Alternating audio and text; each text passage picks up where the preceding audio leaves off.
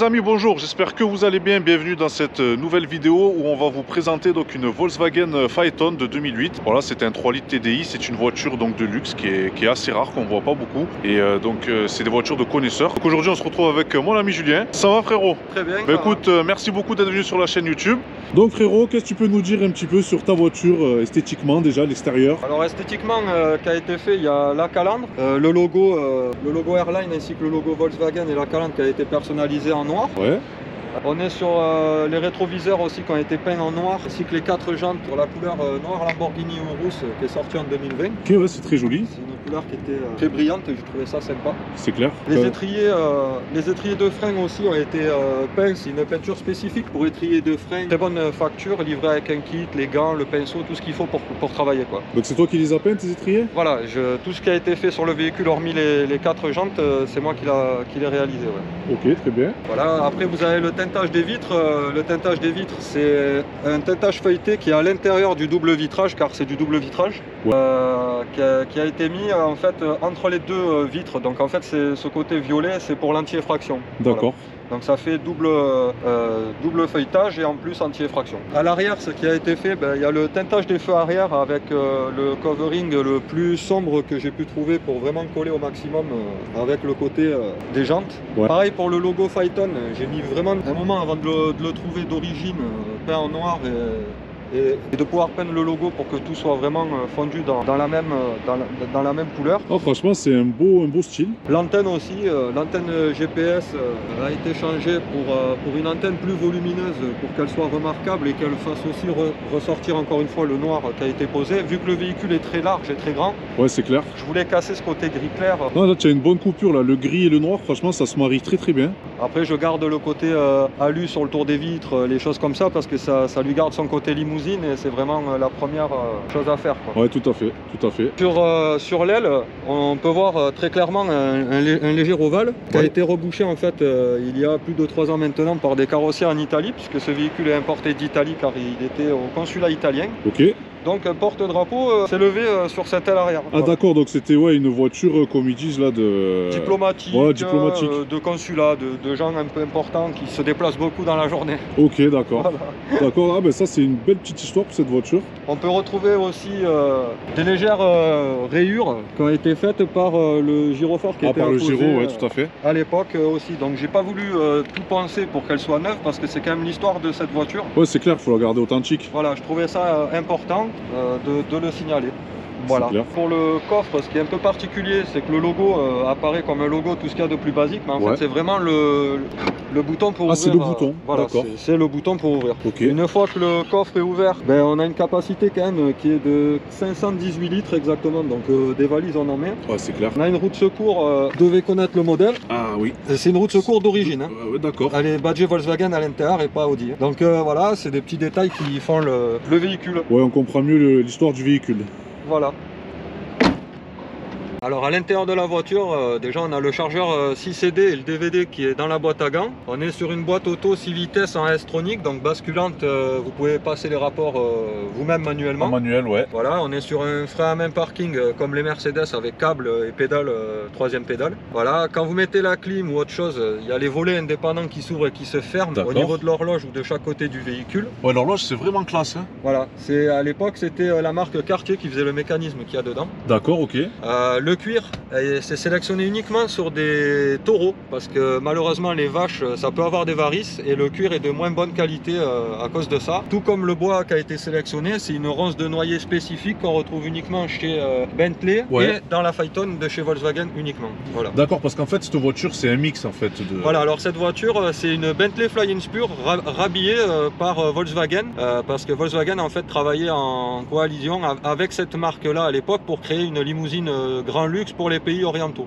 D'où la création du Phaeton qui est remplacé maintenant par la Fideon qui est aussi longue, aussi large mais qui est devenue électrique. D'accord, ok. Voilà. Bah, ça c'est bon ouais, à savoir parce que c'est vrai que c'est des véhicules vraiment qui s'adressent à des connaisseurs et... On est sur un petit groupe de phaétonistes, on est actuellement sur le sol français, on est 78 personnes à être reconnues dans le groupe, donc voilà, on s'est tous positionnés sur une carte pour savoir à peu près où on est. Ouais. Et on n'est vraiment pas beaucoup sur des véhicules dits roulants, qui sont utilisés toute l'année. Voilà. D'accord. Alors la motorisation, donc sur les diesels, il y a les V6, il y a le V6 224 chevaux, le V6 233 et le 240. Il y a une version essence aussi, il y a un V8 4 litres 2 qui existe aussi. Ok. Il y a un V10 5 litres. Ouf. De 313 chevaux et pour finir il y a de 500 chevaux, il y a le W12 qu'on peut retrouver sur la Audi aussi. Voilà, donc on va dire que là c'est la version europanisée, donc on est sur la 5,5 m de longueur, donc fenêtre raccourcie, 5 places, parce que quand vous l'avez en version longue c'est que 4 places, et elle est légèrement plus longue en version longue, forcément elle fait 10 cm de plus, et équipée soit d'un V10 ou d'un W12. Voilà, donc là on est sur une motorisation mixte pour chez nous, c'est pour ça qu'il y a eu un stage 1 qui a été fait chez Shiftech Lyon. D'origine elle faisait 233 chevaux, maintenant elle en sort quasiment 290, elle faisait 450 Nm et là maintenant on est sur 540-545 Nm de couple.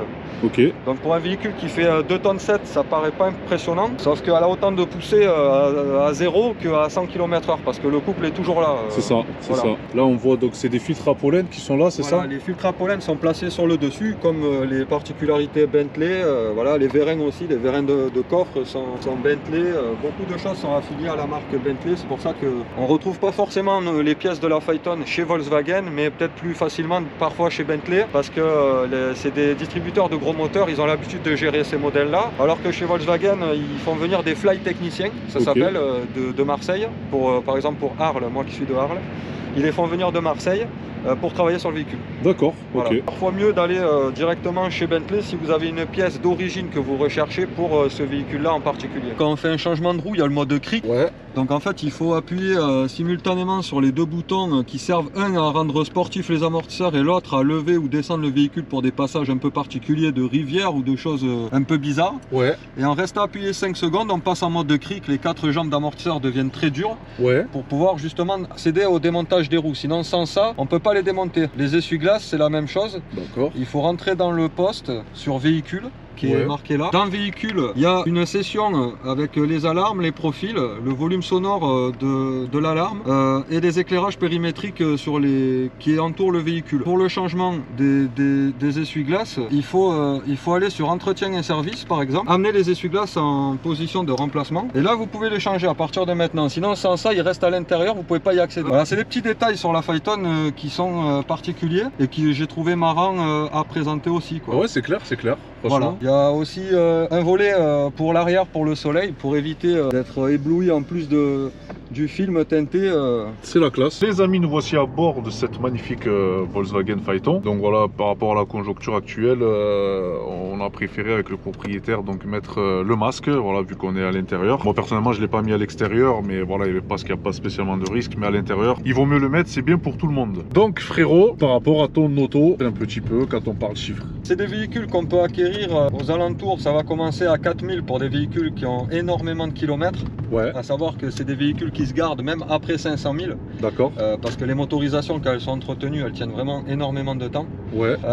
C'est des mécaniques qui se mettent en température. En assurance, les assurances, ça va être aléatoire dépendant de votre ancienneté. Je pense pas qu'un jeune conducteur pourra de suite prendre une Phaeton parce que c'est quand même un budget entretien. Il faut quand même avoir les reins solides. C'est clair. Parce qu'on est sur des amortisseurs pneumatiques, sur du gros pneu, voilà, des motorisations où il y a de la grosse mécanique à faire quand il y a de l'entretien. Donc voilà, c'est une voiture qui peut se trouver à partir de 4000 € et des très beaux modèles qui se nomment la GP3, donc des versions encore plus longues que la mienne en limousine. Pas de prix fixe car c'est à l'option qui a été mis à l'achat. D'accord. Donc dépendant de ce qui a été mis à l'intérieur du véhicule, le prix sera adapté au véhicule, quoi, tout simplement.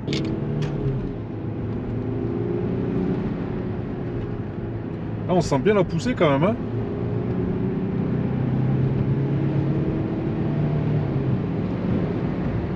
On sent bien la poussée. Voilà, et là c'est coupleux. C'est sur le mode S. et en mode S, donc elle descend jamais en dessous de 2000 tours, donc les rapports se passent avec un quart seconde légèrement plus rapide. D'accord. Donc ça saccade un peu plus, et avec le stage 1 qui nous rapproche des 300 chevaux, on va dire qu'on a l'impression qu'elle a perdu 500, c'est entre 500 et 600 kg quoi. D'accord, voilà. oui, par rapport au poids. C'est vraiment à l'accélération là, même en sortie de virage, vu que c'est un 4 roues, elle le tient bien. Elle accuse moins de son poids, le fait que la voiture en fait ait eu son stage, ça a allégé un peu tout ce qui se passe autour du véhicule.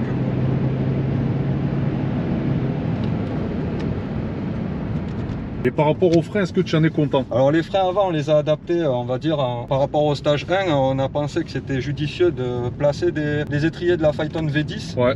qui est légèrement plus lourde et qui a un diamètre de disque supérieur à la V6, Ok. par sécurité et pour aussi que tout soit homogène, parce que faire un stage c'est bien, mais il faut quand même penser à la sécurité. C'est ça, tout à fait, ouais. Il faut adapter les freins. Voilà.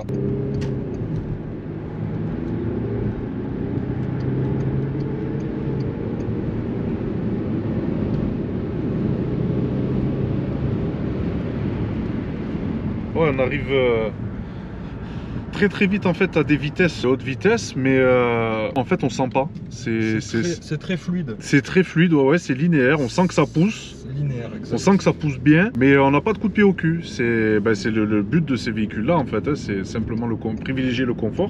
C'est une belle caisse frérot, parce que moi je connaissais pas du tout.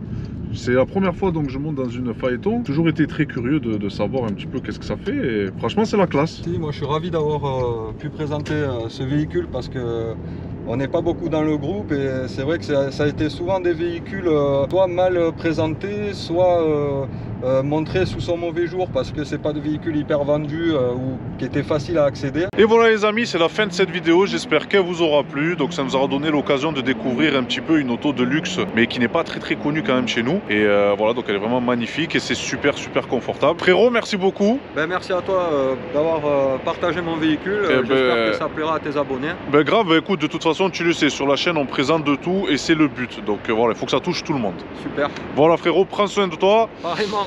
Les amis, prenez soin de vous et à bientôt pour de prochaines vidéos. Ciao ciao.